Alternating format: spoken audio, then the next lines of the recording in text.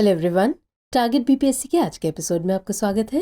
तो पहले शुरू करेंगे पिछले अभ्यास प्रश्न से जो हमने आपसे पूछा था। सवाल था, महानंदा नदी बिहार में गंगा नदी से किस क्षेत्र में मिलती है? आपके ऑप्शंस थे ए भागलपुर के उत्तर पूर्व में, बी कटिहार के दक्षिण पूर्व में, सी किशनगंज के दक्षिण पूर्व में, डी पूर्णिया के दक्षिण पूर्व में, या फिर ई उपयुक्त में से कोई नहीं या उपयुक्त में से एक से अधिक। तो इसका सही आंसर था ऑप्शन बी, कटिहार के दक्षिण पूर्व में। चलिए इसका विश्लेषण देखते हैं। महानंदा नदी की उत्पत्ति पश्चिम बंगाल के दार्जिलिंग जिले के माहल्दीराम पहाड़ी से होती है। ये भारत और बांग्लादेश की सीमा बनाते हुए पश्चिम बंगाल से बिहार के किशनगंज जिले में प्रवेश करती है। बिहार में किशनगंज, पूर्णिया और कटिहार जिलों से बहते हुए कटिहार के दक्षिण पूर्व इलाके में स्थित मनिहारी के निकट गंगा में मिल जाती है। चलिए अब आज का सेशन शुरू करते हैं जो कि विविध पर आधारित है। तो हमारा पहला सवाल है, निम्नलिखित में से बिहार विद्यापीठ के प्रथम कुलपति कौन थे? राजेंद्र प्रसाद, ब्रजकिशोर प्रसाद, मजहरुल हक, सच्चिदानंद सिन्हा, या फिर उपयुक्त में से कोई नहीं या उपयुक्त में से एक से अधिक। सही आंसर है ऑप्शन सी, मजहरुल हक। भारतीय संस्कृति और आवश्यकताओं के आधार पर शिक्षा देने के मकसद से महात्मा गांधी ने बिहार के पटना में साल 1921 में बिहार विद्यापीठ की स्थापना की थी। महात्मा गांधी ने मौलाना मजहरुल हक को इसका प्रथम कुलपति बनाया, जबकि ब्रजकिशोर प्रसाद को उपकुलपति बनाया गया। डॉक्टर राजेंद्र प्रसाद इससे संबद्ध राष्ट्रीय कॉलेज के प्रिंसिपल थे। बिहार विद्यापीठ बनाने के लिए वर्ष 1916 में ब्रजकिशोर प्रसाद ने विधान परिषद में आवाज उठाई थी। मौलाना मजहरुल हक ने बिहार विद्यापीठ के लिए जमीन भी दी थी। चलिए अगला सवाल, छठ पूजा हिंदी कैलेंडर के किस महीने में मनाई जाती है?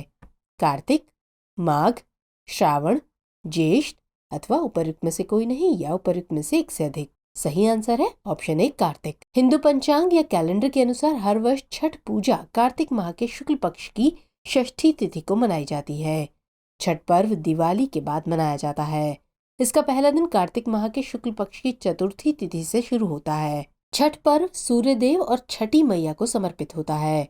छठ पर्व के दौरान भगवान सूर्य और उनकी बहन उषा की पूजा अर्चना की जाती है। उन्हें अर्घ्य दिया जाता है और उनसे मनोकामनाएं पूरी करने की मांग की जाती है। 4 दिनों तक चलने वाला ये महापर्व पूरे विधि विधान के साथ मनाया जाता है। चलिए नेक्स्ट क्वेश्चन, मांझर कुंड मेला का आयोजन कहाँ किया जाता है?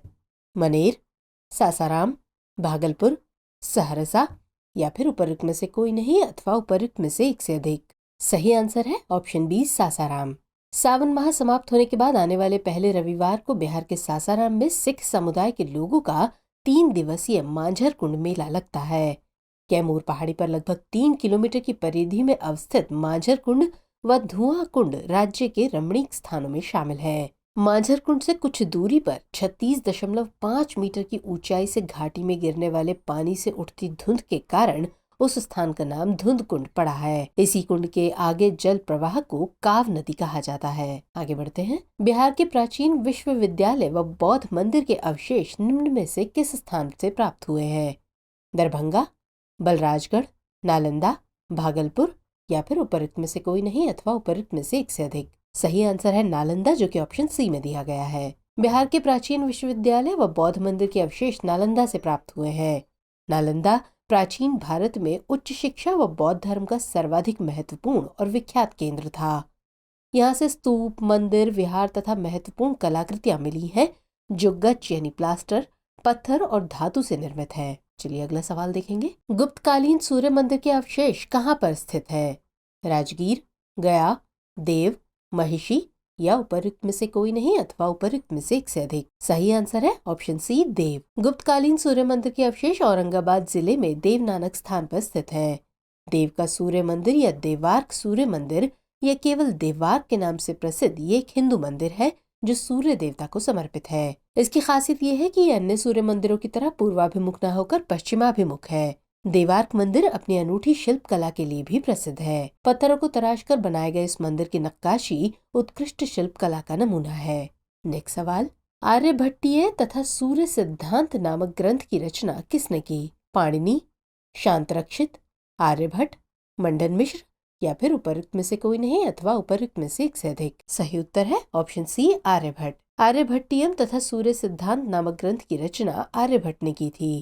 गौरतलब है कि सूर्य सिद्धांत की रचना वराहमिहिर और अन्य कई विद्वान भी कर चुके हैं। आर्यभट्टियम या आर्यभटियम प्राचीन भारतीय गणित तथा खगोल शास्त्र का एक प्रसिद्ध ग्रंथ है। ये संस्कृत भाषा के काव्य रूप में रचित पुस्तक है।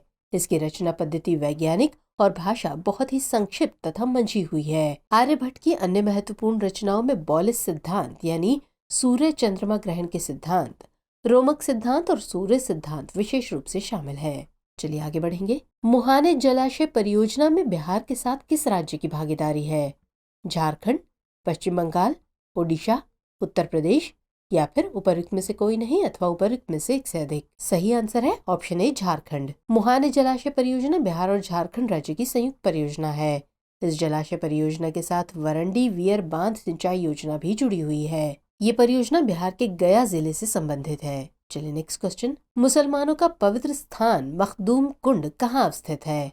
नालंदा, बिहार शरीफ, राजगीर, पटना या उपरोक्त में से कोई नहीं या फिर उपरोक्त में से एक से अधिक। सही आंसर है ऑप्शन सी राजगीर। राजगीर में मखदूम कुंड सूफी संत मखदूम शाह को समर्पित एक प्रसिद्ध दरगाह है। ये दरगाह अपने गर्म पानी के झरनों के लिए जानी जाती है। इसके बारे में कहा जाता है कि ये पूरे साल गर्म रहता है।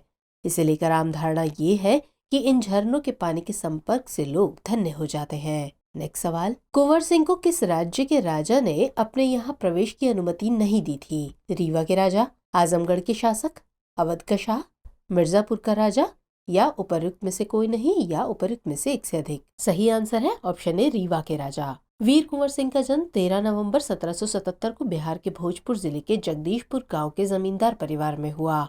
1857 के विद्रोह के समय अमर सिंह अंग्रेजों से छापामार लड़ाई लड़ रहे थे, जबकि बाबू कुंवर सिंह रामगढ़ के सिपाहियों के साथ बांदा, रीवा, आजमगढ़, बनारस, बलिया, गाजीपुर एवं गोरखपुर में विप्लव के नगाड़े बजा रहे थे। हालांकि रीवा के राजा ने कुंवर सिंह को अपने राज्य में प्रवेश की अनुमति नहीं दी थी।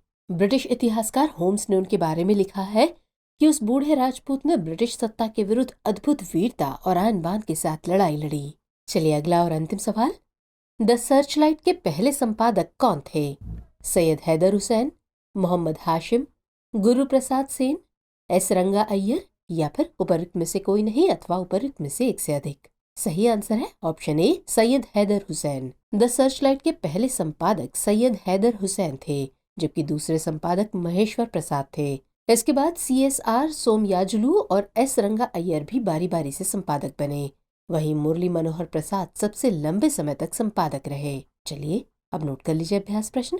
प्रश्न है, बिहार में निम्नलिखित में से किस सिख गुरु का जन्म हुआ था? आपके ऑप्शन है ए गुरु नानक, बी गुरु तेग बहादुर, सी गुरु गोविंद सिंह, डी गुरु अर्जुन देव या फिर उपरोक्त में से कोई नहीं या उपरोक्त में से एक से अधिक। तो जवाब कमेंट सेक्शन में देना मत भूलिएगा। मिलेंगे अगले एपिसोड में सवाल के जवाब के साथ। तब तक के लिए जय हिंद।